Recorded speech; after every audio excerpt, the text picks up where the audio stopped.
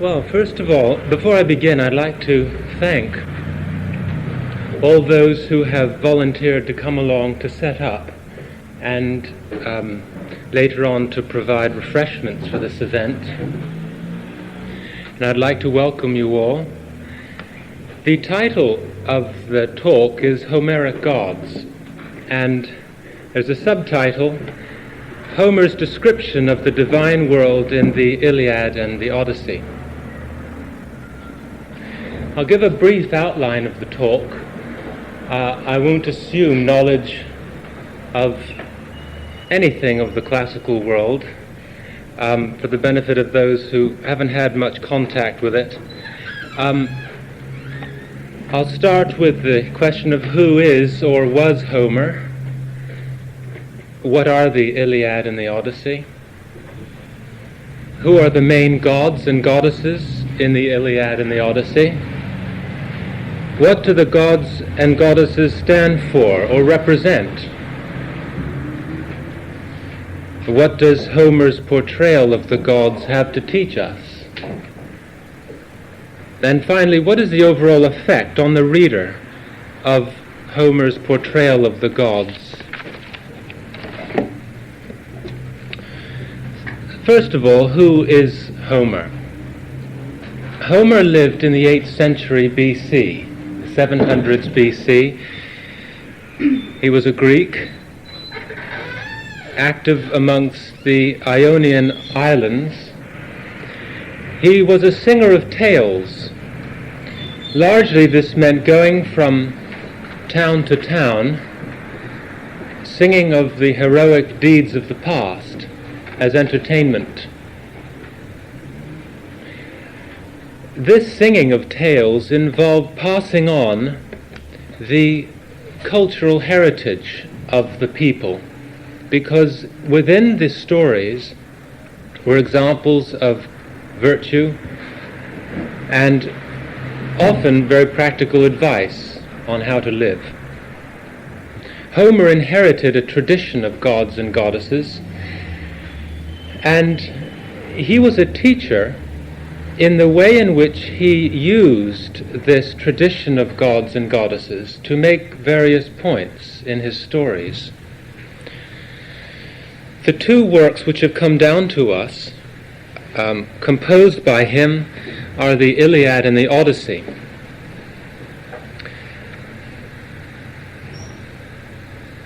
So much wisdom is contained in these two works that they have a reputation, and had a reputation at the time, as being the Bible of the Greeks. Now, to take the Iliad, which is felt to be slightly earlier than the Odyssey in its composition, it contains a chapter in this great Greek expedition against Troy, which took place 400 years before Homer lived and composed. The stories about the Trojan War were passed down from father to son within families which specialized in singing tales.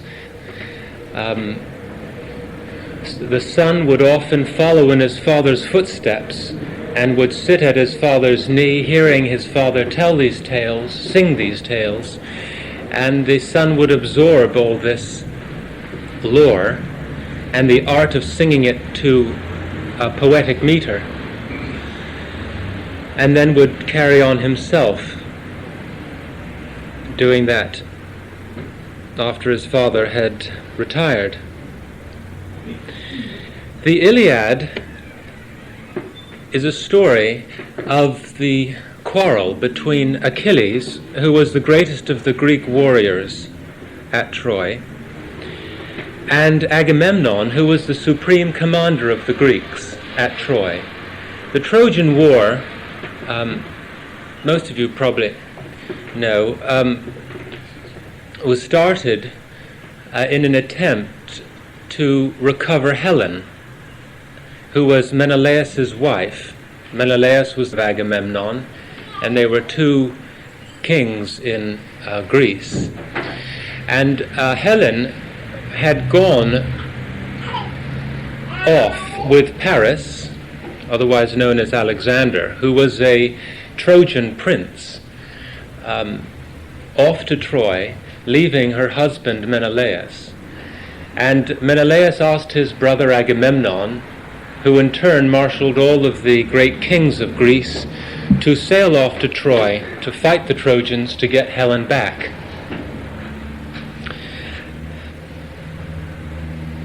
The Iliad, then, is the story of a quarrel which takes place in the 9th year of that 10-year war. It is a story of the devastating effects of that quarrel and of its resolution. The Odyssey, on the other hand, is a story about the return of one of the Greek heroes, namely Odysseus, after the end of the Trojan War. His return took 10 years. His return took as long as the Trojan War itself took to be fought and brought to an end. In this journey home by Odysseus, he meets all kinds of obstacles in the way of monsters and evil-intentioned men. He also has to deal with the foolishness of his own men going with him, and in the end he alone survives through his cunning and wisdom.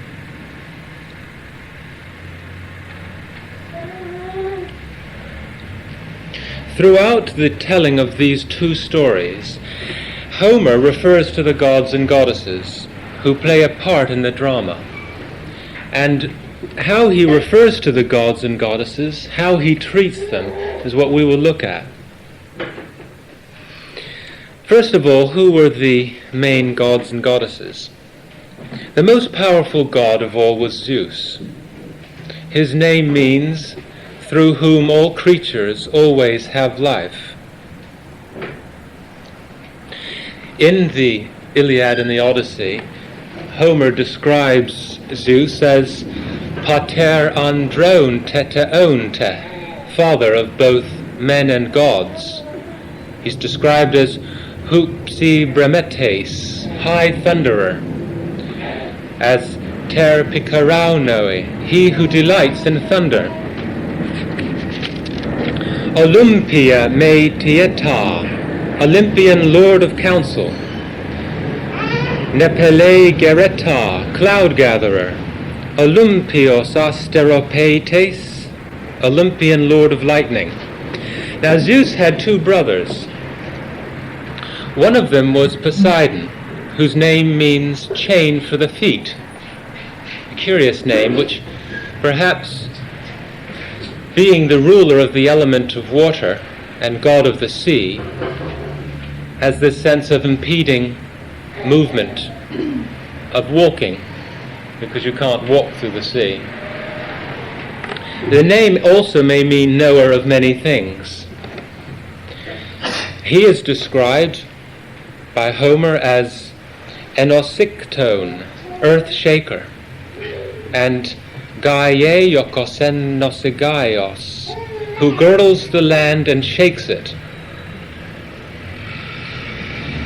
The other brother of Zeus is Hades. The name means knower of all noble things, or it may mean the unseen god. Could mean either. He is the ruler of the underworld. He's described as Poulartao, keeper of the gate, as Amelikose Dadamastos, he who cannot be softened or subdued. He's also called Stugeru, or the hated one, and hated in the following sense. At one point in the Iliad, Achilles says, Ektros garmoi ke nosamos a ida opulesen hos heteron men keuteiani presen allo de epe. That man is hateful to me, as are the gates of Hades, who conceals one thing in his heart and says another. Two things about that. One, you get the sense in which Hades was the hateful god, that is, feared by men, as death is feared by men.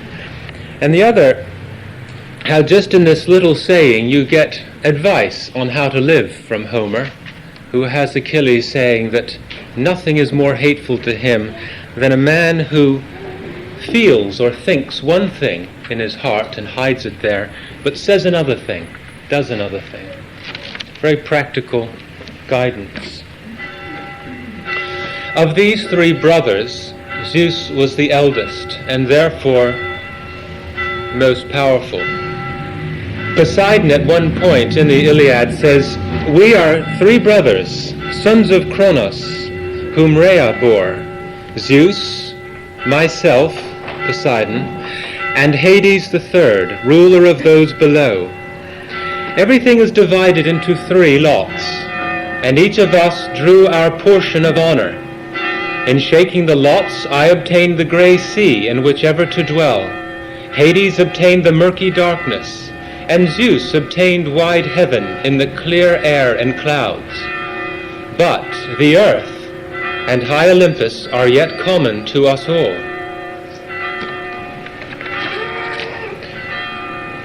A fourth main god or goddess was Hera, the wife of Zeus. Her name means the lovely one. She was the goddess of mothers. Homer describes her as Tea Leo Kolanos, white-armed goddess, and Boopis Potnia, queen with eyes like a cow's. That was to denote beauty.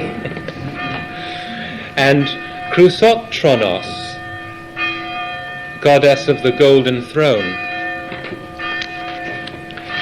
Another goddess was Athena, goddess of wisdom and war. Her name means she who has the mind of God. She is said to have sprung fully armed from the head of Zeus. Homer describes her as Tea Glaukopis, bright-eyed goddess, as Pallas of the war dance, and Polyboulos of much counsel. Then there's Apollo, whose name means the purifier, the prophet, the harmonizer, and the master, archer who never misses. He was the god of medicine, prophecy, music, and archery. Homer describes him as Heke Bolu, far darter, as Poibos, or we say Phoebus Apollo, the bright radiant one, Hekate Beletao, he who strikes from afar, Hekaergos, he who works from afar. Apollo's sister was Artemis, goddess of the moon, of the hunt, and of purity. Her name means she of well-ordered nature. Homer describes her as Iokeaira, the archer, Chrysaenios, the goddess of golden reins, Chrysotronos, goddess of the golden throne, and Chrysaelakatu Keladenes, swift-rushing goddess of the golden arrows. Hermes is another god. He's the messenger god, the god of travelers, god of business. His name means the interpreter, messenger, bargainer. He's called Soukos Eriunios, the strong helper. Akaketa, the bearer of all good things. Hos sepi presentpeu kalume sikekastai, he who is preeminent in subtle thoughts. Ho pil tatonestin andrihetai rissai, he who is fond of accompanying men. There is Hephaestus, the divine blacksmith. The princely lord of light is what his name means. He's called Klutotechnes, the famous craftsman. There is Ares, god of war. His name means manliness or manhood, called kratero, mighty, androponoio, the manslayer, touron, impetuous, brotoloi gemiai ponete kesepleita, the bane of mortals, blood-stained, stormer of city walls. Then there is Aphrodite, the goddess of love. Her name means born of the foam. She is called Chryseis, golden, Pilomeides, laughter-loving. These are the main gods and goddesses. There are others, but they play their part in the Iliad and the Odyssey, interacting with humans. And the question arises, what do they mean? Are we to take them literally, having human form, but just bigger and stronger and longer lasting? Or do they stand for something? Do they represent something? What is clear in reading these works several times, the more they're read, the more this becomes apparent, is that they do stand for universal forces governing nature. One of the lesser goddesses is Dawn, Chrorodactylos Eios, rosy-fingered dawn. She is described as Erigeneia, child of the morning. If you've ever been to Greece and watched the sunrise, the sun sends shafts of rosy glow from the east across the sky. It's quite magical, and this seems to have given to the dawn this epithet of rosy-fingered. She was represented as a goddess which blessed man in her coming. Rivers were gods. There is the river Scamander, which flowed from Mount Ida through the plain of Troy and into the Aegean Sea. It's called Skamandros, Euros, Argourodines, the fair-flowing, silver-eddied Scamander. When Achilles at one point was hacking his way victoriously through the Trojan ranks on the Trojan plain, the river waxed ever more wroth in his heart. This is quoting from the Iliad. And sought in his soul how he should stay goodly Achilles from his work, and ward destruction from the Trojans. And at one point the river god is actually found fighting with Achilles. More relevant is how the gods and goddesses represent universal forces governing us, governing men and women. For example, Athena, the goddess of reason and wisdom. Often she is seen to be a force working within one of the players in these epics, the force of reason and wisdom. At the beginning of the Iliad, Agamemnon has taken as a war prize the daughter of a Trojan priest of Apollo. This daughter is called Chryseis. Her father is Chryses. And her father, Chryses, comes to Agamemnon with a rich ransom, begging for his daughter's return. Agamemnon refuses, and Chryses prays to Apollo to punish the Greeks for this. Apollo, the far darter, sends his shafts of plague and disease upon the Greeks, and they begin dying, first their cattle and then the men themselves. And the Greeks ask the Greek prophet Calchas to prophesy the cause for this, because Agamemnon and the Greeks don't realize what Chryses has done at this point. The prophet Calchas says that Apollo is punishing Agamemnon for his refusal to accept the generous ransom for Chryseis. Calchas says that the only rescue from this plague is the return of Chryseis.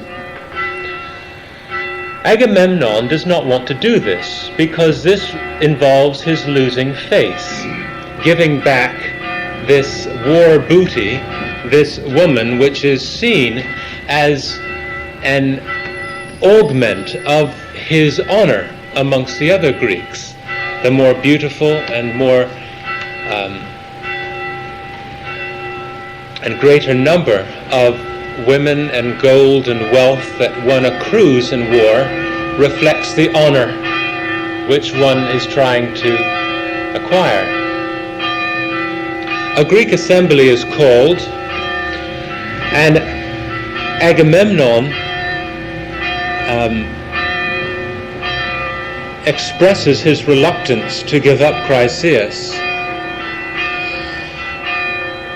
Achilles, who is the greatest of the Greek warriors, stands up in great anger and says that all of the Greeks have come to assist Agamemnon and his brother to get Helen back. And Agamemnon can't find it in his heart to give up Chryseis for the sake of these men who have come so many miles from their home, risking their lives. Agamemnon then says he will give up Chryseis, but only if he takes another man's woman won in battle. Achilles says, all right, you can have mine, Chryseis, and I here and now refuse to assist you anymore. I shall return to my ships and sail back to Greece, and you can fight without me. Well, that's fine by Agamemnon, because he's saved face, he's got his woman, and Achilles storms off. Now, in the heat of this argument, something curious happens. Agamemnon is very proud, and Achilles is very angry. And Homer describes this interchange. Grief came upon Peleus' son, Achilles, and his heart within his shaggy breast was divided in counsel, whether to draw his keen blade from his thigh and set the company aside, and so slay Atreides, that's Agamemnon, or to assuage his anger and curb his soul. While yet he doubted thereof in heart and soul, and was drawing his great sword from his sheath, Athene came to him from heaven, sent forth of the white-armed goddess Hera, whose heart loved both men alike, and had care for them. She stood behind Peleus' son, and caught him by his golden hair, to him only visible, and of the rest no man beheld her.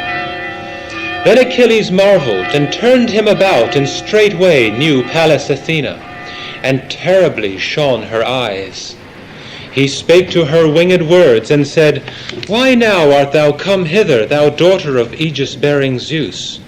Is it to behold the insolence of Agamemnon, son of Atreus? Yea, I will tell thee what I deem shall even be brought to pass. By his own haughtiness shall he soon lose his life. Then the bright-eyed goddess Athena spake to him again, I came from heaven to stay thine anger, if perchance thou wilt hearken to me, being sent forth of the white-armed goddess Hera, that loveth you twain alike, and careth for you. Go to now, cease from strife, and let not thine hand draw the sword. Yet with words indeed revile him, even as it shall come to pass. For thus will I say to thee, and so it shall be fulfilled. Hereafter shall goodly gifts come to thee, yea, in threefold measure, by reason of this despite. Hold thou thine hand, and hearken to us. And Achilles, fleet of foot, made answer, and said to her, Goddess, needs must a man observe the saying of you twain, even though he be very wroth at heart. For so is the better way. Whosoever obeyeth the gods, to him they gladly hearken.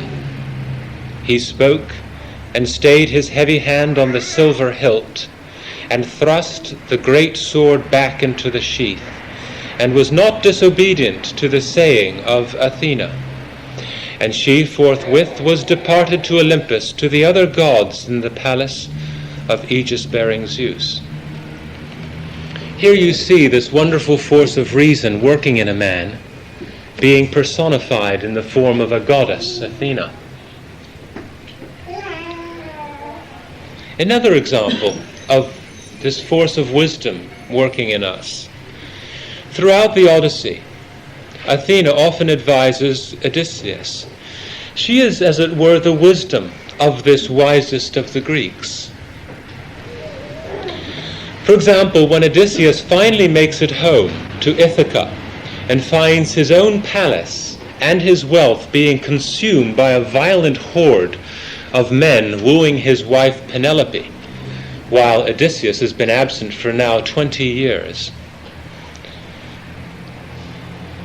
He lies disguised as a beggar in the porch of his own house, and he cannot sleep. Homer describes him thus: Odysseus tossed from side to side, musing how he might stretch forth his hands upon the shameless wooers, being but one man against so many. Then down from heaven came Athena, and drew nigh him, fashioned in the likeness of a woman. And she stood over his head, and spake to him, saying, Lo, now again, wherefore art thou watching, most luckless of all men living? Is not this thy house, and is not thy wife here within, and thy child, such a son as men wish to have for their own?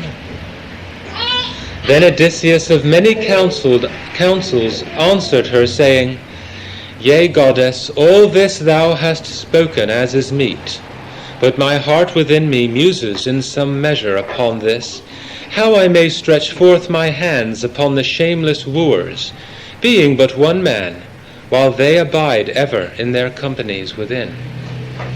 Moreover, this other and harder matter I ponder in my heart.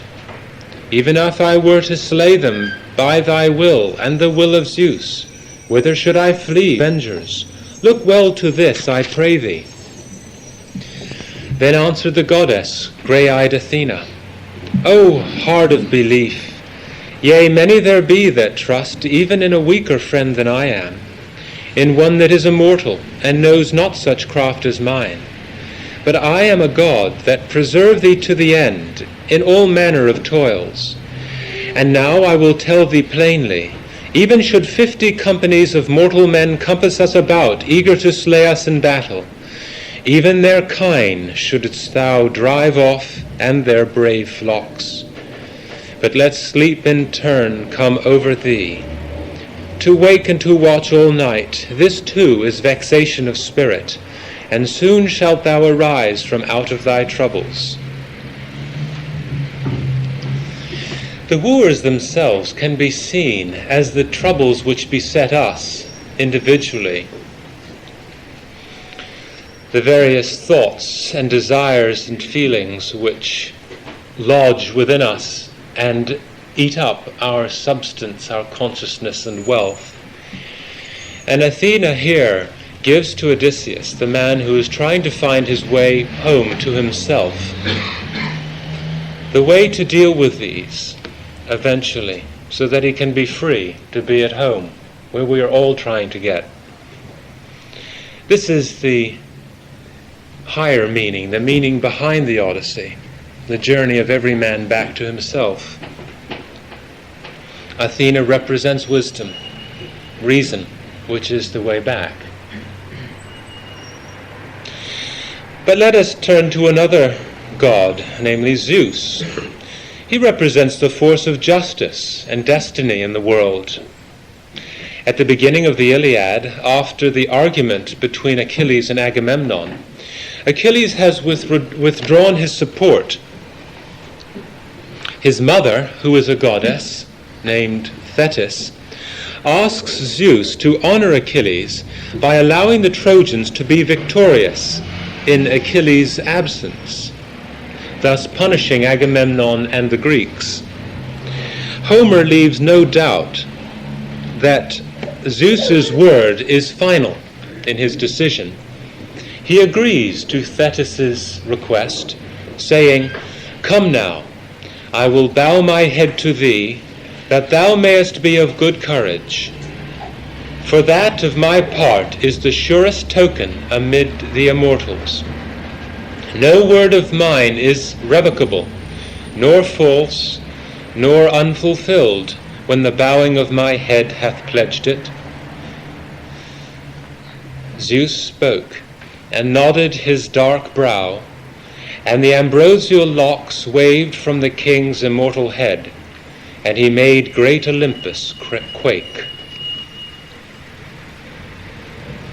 Later in the Iliad, when Achilles and Hector, who was the greatest Trojan warrior, finally meet in battle, the gods look on. Achilles initially gets the upper hand, and Hector turns and runs away from him. Still, Zeus must decide the final outcome. Homer says, "Valiant was the flyer, but far mightier he who fleetly pursued him. Not for beast of sacrifice, or for an ox hide were they striving, such as are prizes for men's speed of foot, but for the life of horse-taming Hector was their race. And as when victorious whole-hooved horses run rapidly round the turning points, and some great prize lieth in sight, be it a golden tripod or a woman, in honor of a man that is dead, so thrice round Priam's city of Troy circled those twain with flying feet, and all the gods were gazing on them. Then among them spake first the Father of gods and men. Ay me, a man beloved I see, pursued around the wall. My heart is woe for Hector, who hath burnt for me many thighs of oxen amid the crests of many-fold Ida, and other times on the city height. But now is goodly Achilles pursuing him with the swift feet around Priam's town. Come, give your counsel, gods, and devise whether we shall save him from death, or now at last slay him, valiant though he be, by the hand of Achilles, Peleus' son." Then to him answered the bright-eyed goddess Athena, "O Father, Lord of the bright lightning and the dark cloud, what is this thou hast said? A man that is immortal, doomed long ago by fate, wouldst thou redeem him back from ill-boding death? Do it, but not all we other gods approve." Unto her in answer spake cloud-gathering Zeus, "Be of good cheer, Tritonus-born, dear child, not in full earnest speak I, and I would fain be kind to thee. Do as seemeth good to thy mind, and draw not back."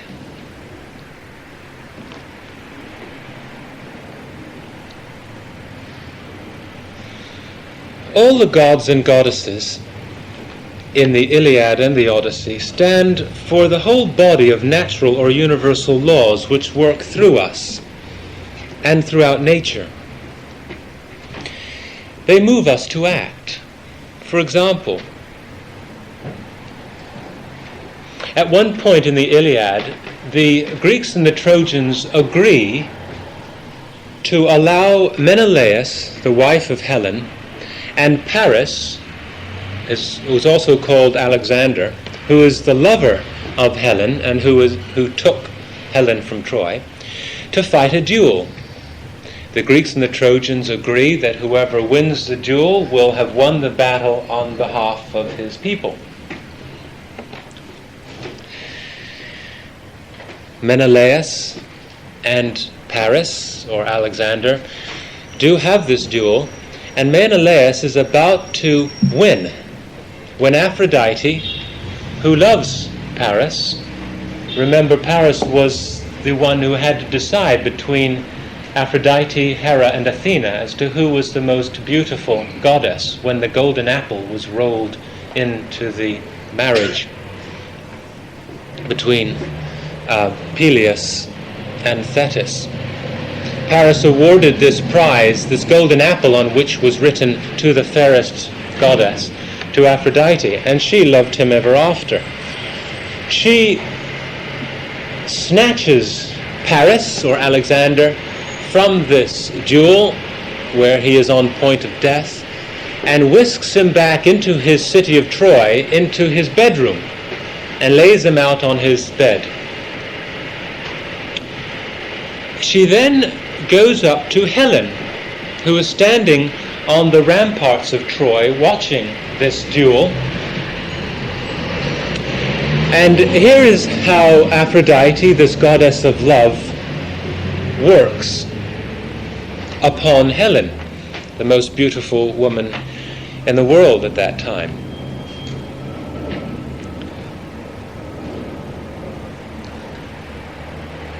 Notice in this passage that Helen tries to resist, and in fact she blames Aphrodite for her going off with Paris and leaving her husband Menelaus. Aphrodite will not hear of this and threatens leaving Helen. She threatens to hate Helen. That frightens Helen.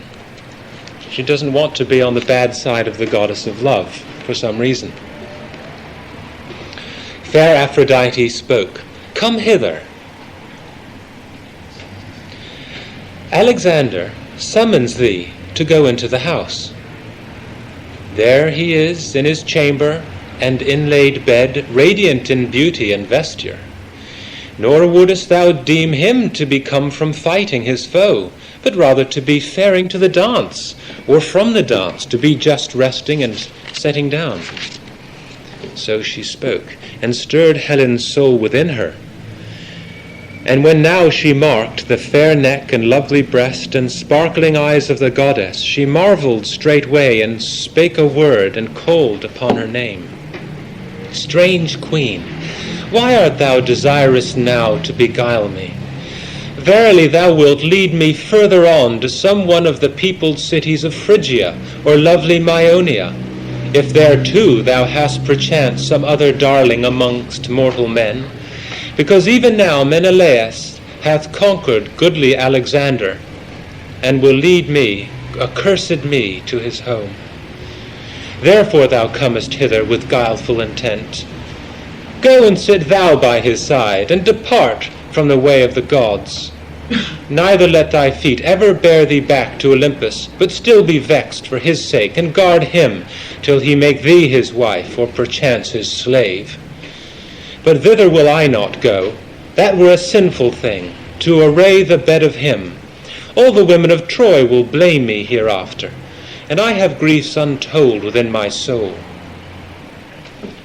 Then in wrath bright Aphrodite spake to her, "Provoke me not, rash woman, lest in mine anger I desert thee, and hate thee even now as I love thee beyond measure, and lest I devise grievous enmities between both, even betwixt Trojans and Greeks, and so thou perish in evil wise." So spake she, and Helen, sprung of Zeus, was afraid, and went wrapped in her bright radiant vesture silently, and the Trojan women marked her not, and the goddess led the way. With the gods and goddesses working in us and through us, one might wonder whether that therefore absolved us of responsibility for our actions. If the gods are working in us and through us, can't we just blame them for our doings? Well, this is a question also which Homer answers. At the beginning of the Odyssey, Zeus reflects upon the foolish irresponsibility of some men. He makes the point that although there is much in life that is not within our control, there is a lot in life which is in our control. One can't just blame it on the gods, on universal forces, whether they're called psychological, genetic, social, or whatever. Among them the Father of gods and men began to speak, for he bethought them in his heart of Aegisthus, whom the son of Agamemnon, far-famed Orestes, slew. Thinking upon him, he spake out among the immortals, Lo you now, how vainly mortal men do blame the gods! For of us, they say, comes evil, whereas they even of themselves, through the blindness of their own hearts, have sorrows beyond that which is ordained. Even as of late Aegisthus, beyond that which was ordained, took to him the wedded wife of Agamemnon, the son of Atreus, and killed her lord, Agamemnon, on his return. And that with sheer doom before his eyes, since we had warned him by the embassy of Hermes, the keen-sighted, the slayer of Argos, that he should neither kill the man nor woo his wife, Clytemnestra. For the son of Atreus should be avenged at the hand of his son Orestes, so soon as he shall come to man's estate and long for his own country. So spake Hermes, yet he prevailed not on the heart of Aegisthus for all his good will. But now hath Aegisthus paid one price for all. He was murdered then by Agamemnon's son Orestes. The gods and goddesses in the Iliad and the Odyssey represent the working out of the will of the gods, which really are agents of the Creator, forces of the Creator. These are forces by which justice and order is maintained in the cosmos, a word which means order. Forces which maintain justice throughout the universe and order amongst the laws of the universe.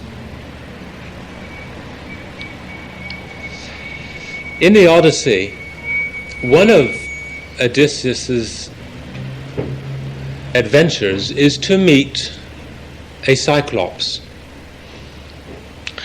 Homer portrays this Cyclops as a hideous perversion of nature.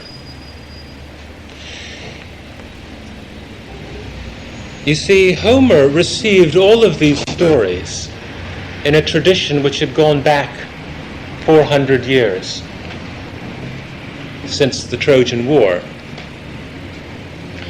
But how he told these stories was up to him. And in the way in which he told the stories would come over this wisdom and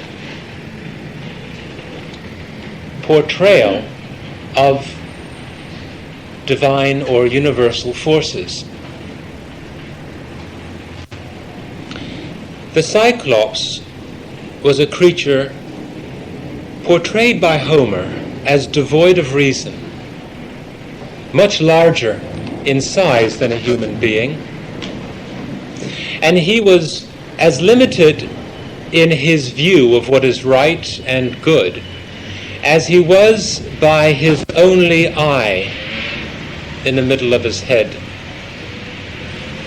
He alone of all creatures refused to recognize the gods and respect them. And this refusal to acknowledge forces which cannot be seen, but which nevertheless operate throughout nature and ourselves, and which maintain a justice overall, seem to damage the Cyclops. When Odysseus first meets the Cyclops, this particular Cyclops is called Polyphemus. Odysseus explains who he is and asks for food and shelter. Homer has Odysseus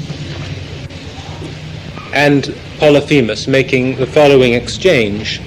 Odysseus: Lo, we are Achaeans, driven wandering from Troy, by all manner of winds over the great gulf of the sea. Seeking our homes we fare, but another path have we come, by other ways, even such, methinks, as the will and the counsel of Zeus.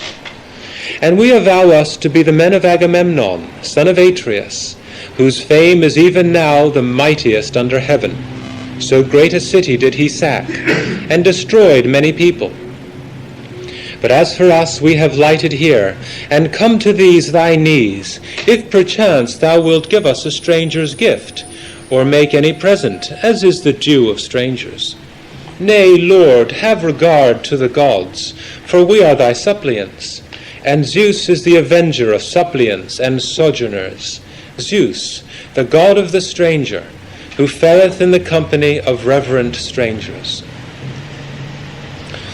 So I spoke, and he answered out of his pitiless heart, Thou art witless, my stranger, or thou hast come from afar, who biddest me either to fear or shun the gods.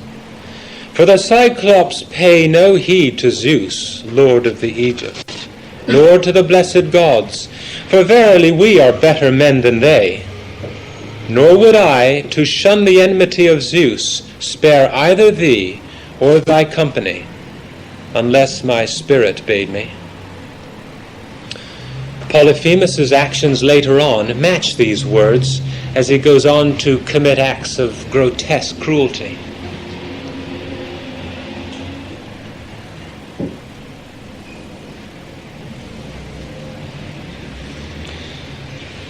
So in Homer we find the gods and goddesses representing universal forces, divine forces working in us and through us. What does Homer's portrayal have to teach us? Generally, one comes away from these words with a respect for the universal forces which do influence us, whether physically, mentally, or emotionally.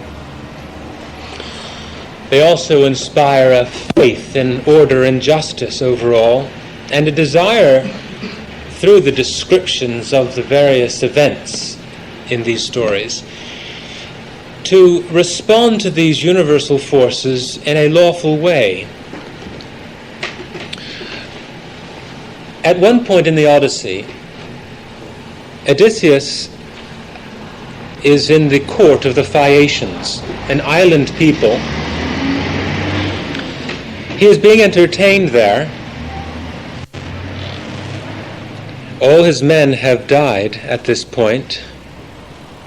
He alone has survived through his cunning and also through his respect for the gods, particularly for the sun god.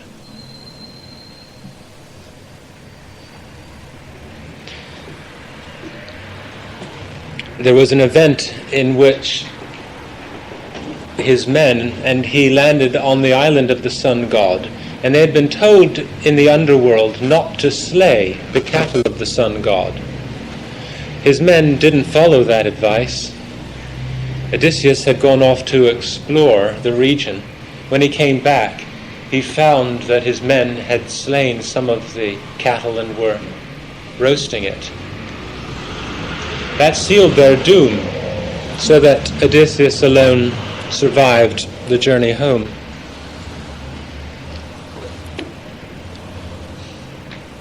This is another example of the good impulse one finds in these works.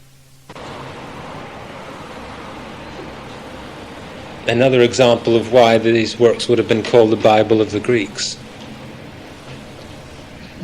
Back to the court of the Phaeacians. Demodocus is a minstrel, a court bard in the Phaeacian palace. And while the Phaeacians are eating with Odysseus as their guest, Demodocus sings a song. And this song, at first glance, looks very immoral.